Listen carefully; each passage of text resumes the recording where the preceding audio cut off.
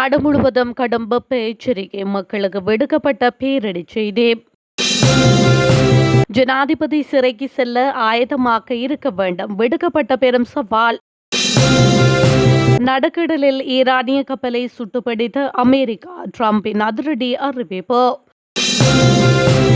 போர் இன்னும் முடிக்கவில்லை ஈரானுக்கு நெதன்யாகு விடுத்த பகிரங்க எச்சரிக்கை.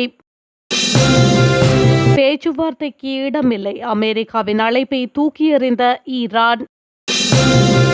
உச்சம் தொடும் உலகளாவிய எரிசக்தி விலை. இலங்கையில் பொதுமக்களுக்கு சிஐடி விடுத்துள்ள அவசர அறிவுறுத்தல்.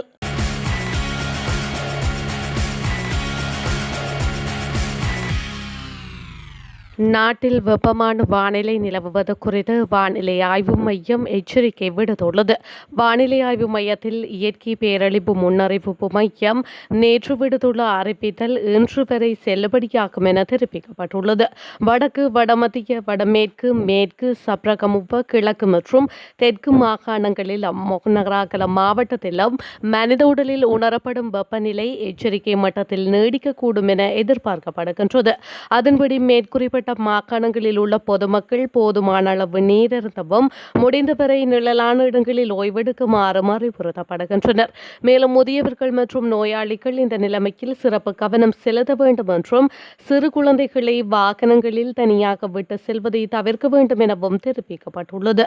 இதேவேளை மக்கள் கடினமான செயற்பாடுகளை குறைத்துக் கொள்வதோடு மெல்லிய வெள்ளை அல்லது வெளிர் நிற ஆடைகளை அணிய வேண்டும் என தெரிவிக்கப்பட்டுள்ளது.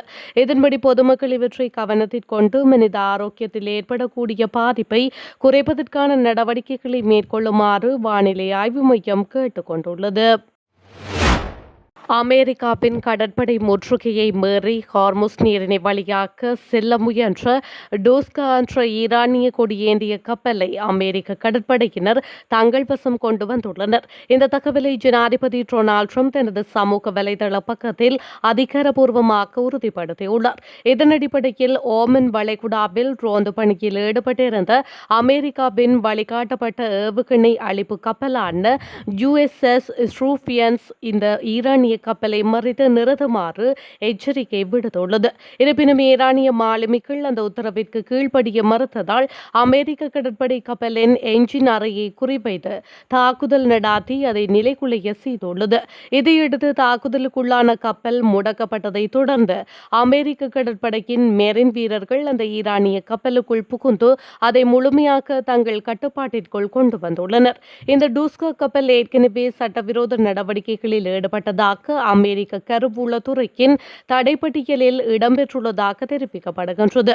இந்த நிலையில் தற்பொழுது முழு கப்பலும் எங்கள் வசம் உள்ளது எனவும் அதில் என்னென்ன பொருட்கள் கடத்தப்பட்டன என்பது குறித்து தீவிரமாக ஆராய்ந்து வருகின்றோம் எனவும் ட்ரம்ப் அறிவித்துள்ளார். ஹார்முஸ் நீரினை மூடுவதாக ஈரான் அறிவித்துள்ள நிலையில் ஈரானிய கப்பலுக்கு அமெரிக்கா நடுக்கடலில் வைத்து சுட்டு பிடித்துள்ள இந்த சம்பவம் பிராந்தியத்தில் உச்சகட்ட பதற்றத்தை உருவாக்கியுள்ளமை குறிப்பிடத்தக்கது.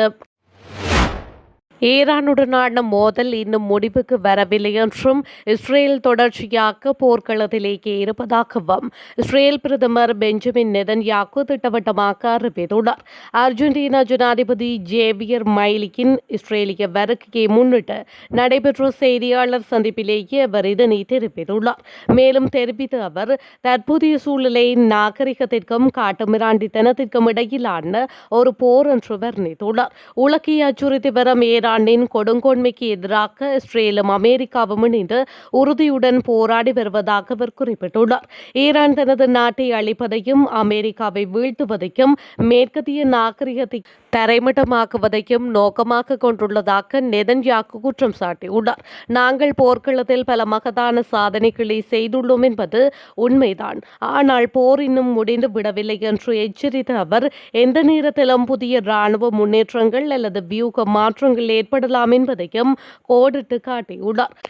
அமெரிக்கா மற்றும் இஸ்ரேலிய கூட்டு நடவடிக்கைகளுக்கு ஈரான் தொடர்ந்து அச்சுறுத்தலாக இருப்பதை அவர் தனது உரையாடலில் மீண்டும் உறுதிப்படுத்தியுள்ளதாக தெரிவிக்கப்படுகின்றமை குறிப்பிடத்தக்கது.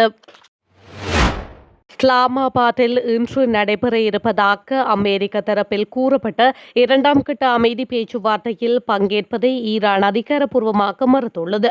இதுகுறித்து ஈரானின் செய்தி நிறுவனமான எர்னோ அறிக்கை ஒன்றை வெளியிட்டுள்ளது. குறித்த அறிக்கையில் வாஷிங்டனின் யதார்த்தத்திற்கு புறம்பான அதிகப்படியான கோரிக்கைகள் மற்றும் அடிக்கடி மாறிவரும் அமெரிக்க அதிகாரிகளின் நிலைப்பாடுகளே இந்த முடிவுக்கு காரணம் என்று தெரிவிக்கப்பட்டுள்ளது. குறிப்பாக ஈரான் மீதான கடற்படை முற்றுகையை அமெரிக்கா இன்னும் விலக்காதது போர் நிறுத்த ஒப்பந்தத்தின் நேரடி மீறல் என்று தெஹ்ரான் கடுமையாக சாடியுள்ளது. இன்று பேச்சுவார்த்தை நடைபெறப் போவதாக வெளியாகும் செய்திகளை முற்றிலும் மறுத்த ஈரான், இது ஈரானை சர்வதேச அளவில் நெருக்கடிக்கு உள்ளாக்குவதற்காக அமெரிக்கா திட்டமிட்டு நடாத்தும் ஒரு ஊடக நாடகம் என்றும் குற்றம் சாட்டியுள்ளது. அமெரிக்காவின் இத்தகைய முன்னுக்கு பின் முரணான பேச்சுக்கள் மற்றும் பழி போடும் விளையாட்டு ஆகியவற்றால் பேச்சுவார்த்தைக்கான சூழல் கனிவதற்கு பதில் மேலும் சிக்கலாகி வருவதாகவும் ஈரானிய தரப்பு தெரிவித்துள்ளது. முற்றுகையை அகற்றாமல் பேச்சுவார்த்தை மேசைக்கு திரும்புவதில் எந்த பயனும் இல்லை என்பதில் ஈரான் பிடிவாதமாக உள்ளதாக சுட்டிக்காட்டப்படுகின்றமை குறிப்பிடத்தக்கது. ஈரான் மீதான போரின் விளைவுகள் உலகளாவிய எரிசக்தி சந்தையில் தொடர்ந்தும் பாதிப்பை ஏற்படுத்தும் என்பதால் பெட்ரோல் விலைகள் குறைய வாய்ப்பின்றி உயர்மட்டத்திலேயே இருக்கக்கூடும் என எச்சரிக்கப்பட்டுள்ளது. குறித்த எச்சரிக்கையை அமெரிக்க எரிசக்தி துறை அமைச்சர் கிறிஸ் ரைட் விடுத்துள்ளார். சர்வதேச ஊடகம் ஒன்றிற்கு வழங்கிய நேர்காணல் ஒன்றில் கருத்து தெரிவித்த போதே அவர் இதனை தெரிவித்துள்ளார். தற்போதைய சூழலில் ஒரு கலன் பெட்ரோல் விலை $3க்கும் அதிகமாக அடுத்த ஆண்டு வரை நீடிக்க வாய்ப்புள்ள அவர் குறிப்பிட்டுள்ளார். அமெரிக்காவின் தேசிய சராசரி பெட்ரோல் விலை தற்பொழுது ஒரு கிலனுக்கு $4.05 உள்ள நிலையில் இது கடந்த ஆண்டை விட மிக அதிகமாகும் என சுட்டிக்காட்டப்பட்டுள்ளது. இந்த நிலையில் பெட்ரோல் விலைகள் தற்பொழுது கடும் உச்சத்தை தொட்டுவிட்டதாக கருதும் அமைச்சர், இனிவரும் காலங்களில் விலைகள் மெதுவாக குறைய தொடங்கலாம் என குறிப்பிட்டுள்ளார்.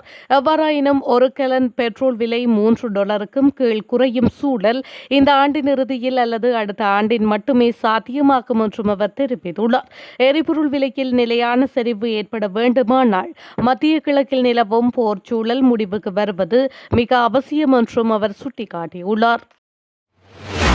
ஜனாதிபதி அனுருகுமார திசாநாயக்க சிறைக்கு செல்ல ஆயத்தமாக இருக்க வேண்டும் என தேசிய சுதந்திர முன்னணியின் தலைவரும் முன்னாள் அமைச்சருமான விமல் வீரவன்ச தெரிவித்துள்ளார்.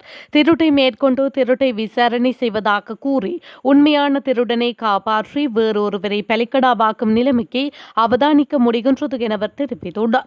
அண்மையில் பெரும் சர்ச்சையை ஏற்படுத்திய நிலக்கரி இறக்குமதி மோசடி விவகாரம் தொடர்பில் அவர் இவ்வாறு கருத்து வெளியிட்டுள்ளார்.